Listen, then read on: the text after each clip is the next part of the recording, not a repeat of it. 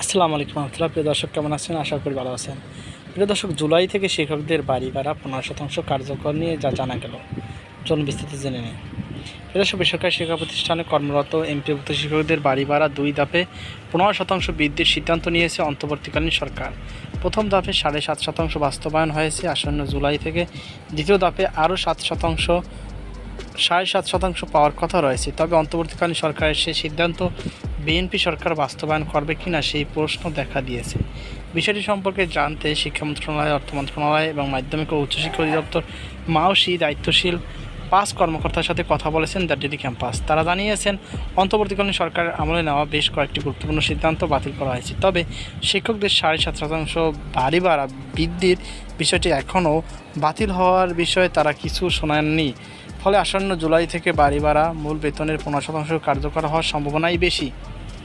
নাম অপ্রকাশিত রাখার শর্তে শিক্ষা মন্ত্রণালয়ের এক কর্মকর্তা বলেন, শিক্ষক কর্মচারীদের বাড়ি ভাড়া মূল বেতনের 15% করার সময় বিএনপির সম্মতি ছিল। শিক্ষকরা নেতারা বিএনপির শীর্ষ নেতৃত্বের সঙ্গে বিষয়টি নিয়ে আলোচনা করেছিল। ফলে আসন্ন জুলাই থেকে শিক্ষকদের বাড়ি ভাড়া 15% উন্নীত করতে বাধা থাকার কথা নয়।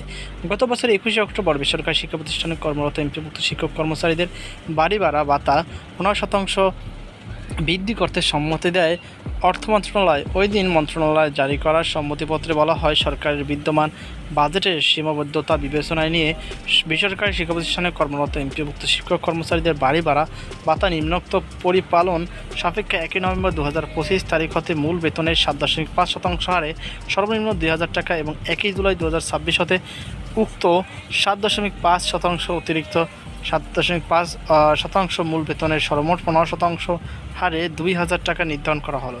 শর্তসমূহ: পরবর্তী বেতন স্কেল বর্ণিত অতিরিক্ত সুবিধা সমন্বয় করতে হবে। এমপিওভুক্ত বেসরকারি শিক্ষা প্রতিষ্ঠানে স্কুল, কলেজ, জনবল কাঠামো এমপিও নীতিমালা 2021, বেসরকারি শিক্ষা প্রতিষ্ঠান মাদ্রাসা জনবল কাঠামো এমপিও নীতিমালা 2018, বেসরকারি শিক্ষা প্রতিষ্ঠান ভোকেশনাল ব্যবসা ব্যবস্থাপনা, কৃষি ডিপ্লোমা, মৎস্য ডিপ্লোমা জনবল কাঠামো এমপিও নীতিমালা 2018 23 নভেম্বর 2020 পর্যন্ত সংশোধিত। বর্ণিত বৃদ্ধির ক্ষেত্রে এমপিভুক্ত বেসরকারি শিক্ষক কর্মচারীদের কোনো বকেয়া প্রাপ্য হবে না।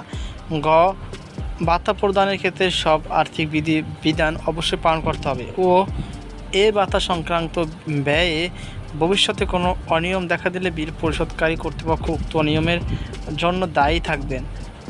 প্রশাসনিক মন্ত্রণালয় কর্তৃক জিও জারি করে। জিও এর 4 কপি অর্থ বিভাগে পৃষ্ঠা অঙ্কনের জন্য প্রেরণ করতে হবে। বিগত 16 অক্টোবর অর্থ বিভাগের প্রবিধি 3 শাখা হতে 260 নম্বরের স্মারক জারিকৃত পত্রটি বাতিল করা হয়েছে বলে এতে জানানো হয়। তো প্রিয় দর্শক, এই ছিল আমাদের সর্বশেষ আপডেট। সকল বার্তা অনুষ্ঠান আজকে পর্যন্ত। আল্লাহ হাফেজ।